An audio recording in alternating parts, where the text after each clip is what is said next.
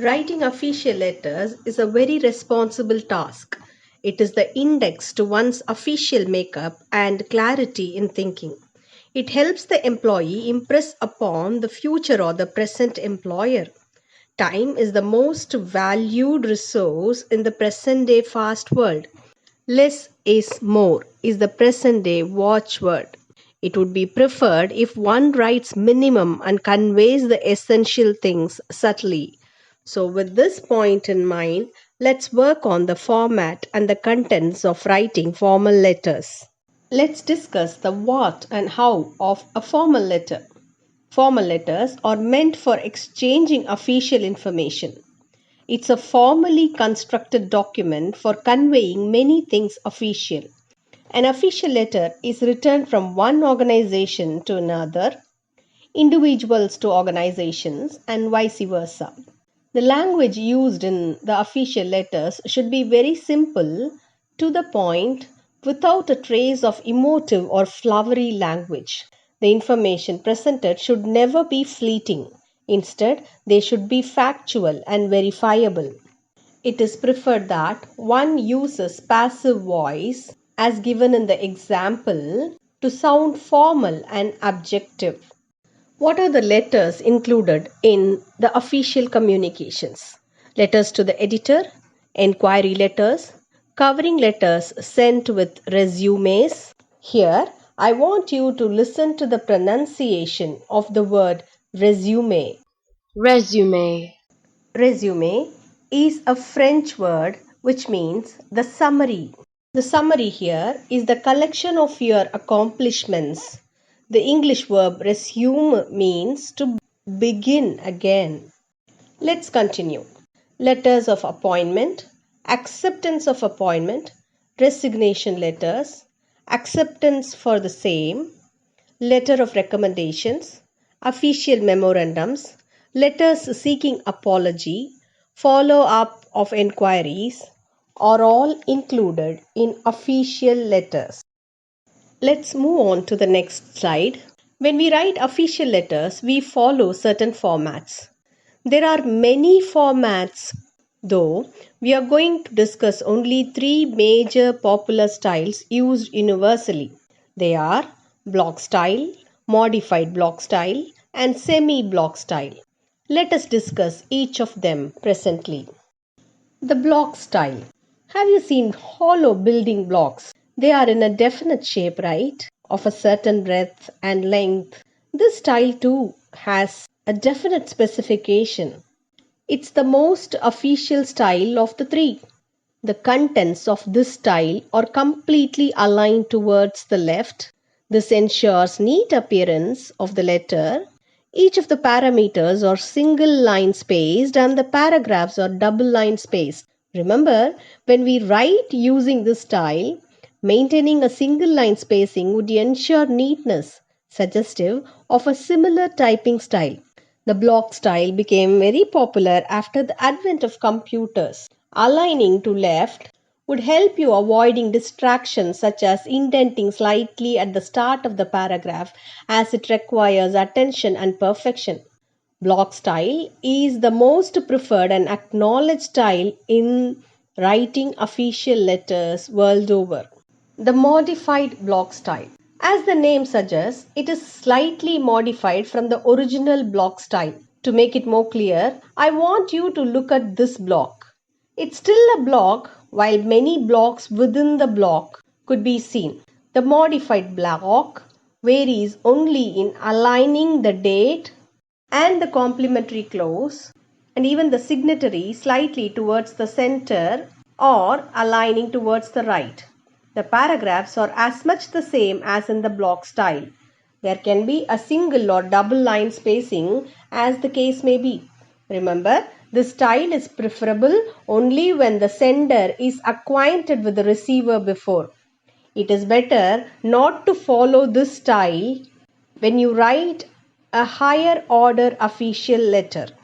Now let's discuss the semi-block style. Semi-block style is closer to the modified block style in indentation.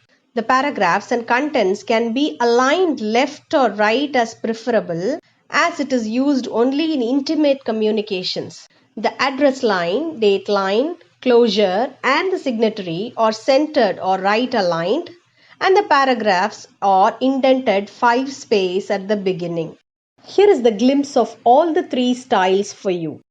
Now let's move on to the content parameters one by one. First and the foremost is the address of the sender or the return address. We call it return address as the letter may be returned to the same if not accepted or the addressee not found. This finds place on top of the letterhead.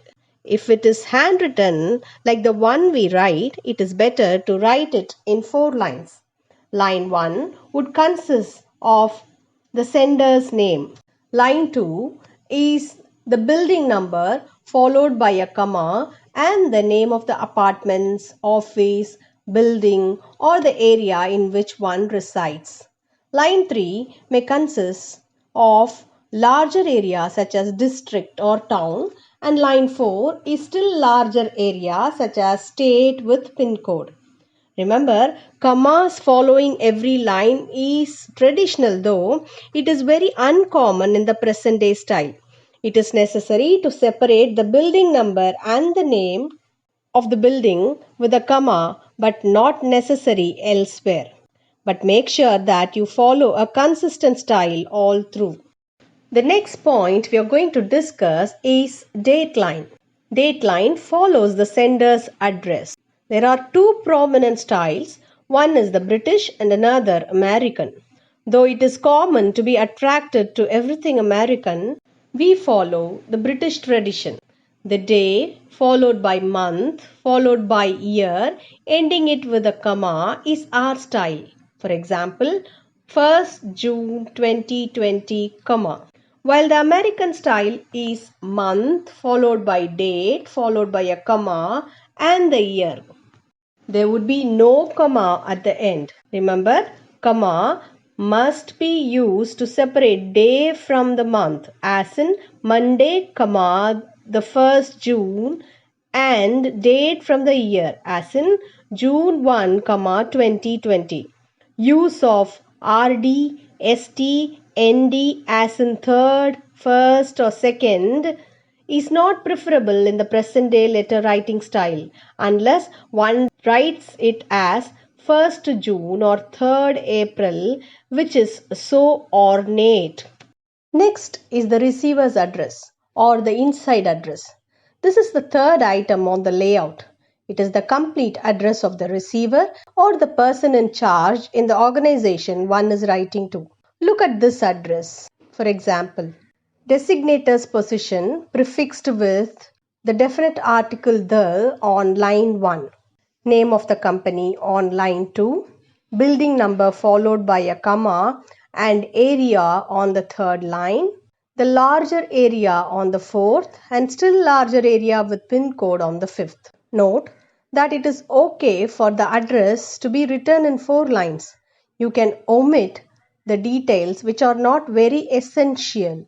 Remember the rule for commas discussed previously. See to it you affix a comma after the building number. Comma or no comma at the end wouldn't matter, but be consistent all through. The next item on the format is the subject line. The subject line is a brief hint at the contents of the letter. It should give the reader an interesting lead into the contents. It should be crisp, to the point and simple. It's left indented closer to the margin and it comes just before the salutation. An ideal subject line should convey the idea contained in the letter in a maximum of 5 words. Salutation is the formal way of greeting the receiver. It's the next item on the list that comes after the subject line. It should be affixed with a comma at the end.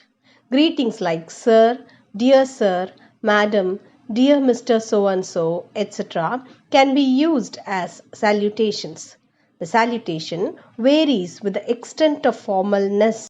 Comma is substituted with a colon these days in formal letters. Observe the addressing and punctuation styles in formal, informal and semi-formal styles given here.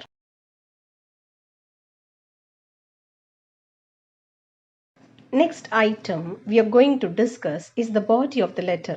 The body of the letter is the most important of all the contents in a letter. It is divided into 3 to 4 paragraphs, each paragraph signifying a specific idea.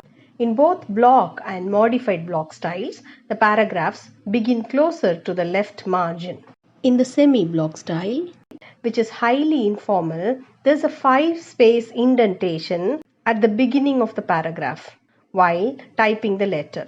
While writing, we can follow a 4-finger indentation to ensure neatness. 2-line spacing between the paragraphs is ideal and attractive. Let's discuss the contents of each of the paragraphs in the body of the letter. Paragraph 1 is the introductory one, which would expose the purpose of writing the letter to the receiver. It would be preferred if the writer introduces self and the purpose in a direct manner without beating around the bush. Paragraph 2 is the elaboration of the first one, providing the reader the supportive claims for the purpose stated. The purpose would be diluted if the paragraph is too saggy and wordy. Do split the ideas into groups and write in separate paragraphs. For example, if you are writing a letter to the editor about how your district management handled corona crisis, the second para may be about the infrastructure provided to the people, and the next one could be about the accessibility and the concerns. Each paragraph should ideally contain one major idea and 3 to 4 supporting ideas. Last and the final paragraph is all about calling for action on an issue or seeking a palpable solution. Let's discuss how to close the letter using a complementary clause. It's the final embellishment for a letter. Leaving 2-line space after the body of the letter, the writer should close the letter with a courteous best regards, yours truly, and so on. Don't forget to capitalize the first word of the complementary clause and end it with a comma. Sincerely, regards, yours truly, and yours sincerely are used for an extremely formal occasion. Do not use yours sincerely unless you address the receiver by name in the salutation. Best regards, cordially yours, yours respectfully, warm regards, best wishes are used for less formal occasions. These closures can be used if only the writer has personal acquaintance with the receiver. Always, ever yours, take care, cheers, Zozo, talk to you soon, see ya, warm hugs, love, etc. can be used only in personal communications as they are highly informal. The last and the final one on the list is the signatory. The signature is a hand-drawn one or a facsimile impression. One is expected to leave a 4-line space or 4-finger gap between the close and the place where the name is supposed to be written. The rule for writing names in formal and semi-formal varies.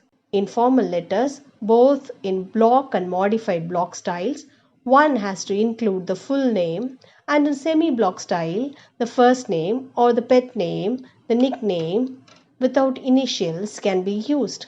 The space is meant for signature in official letters. In handwritten personal letters, it is enough if you just write the name as suggested in the previous point. Here is a sample formal letter for your view.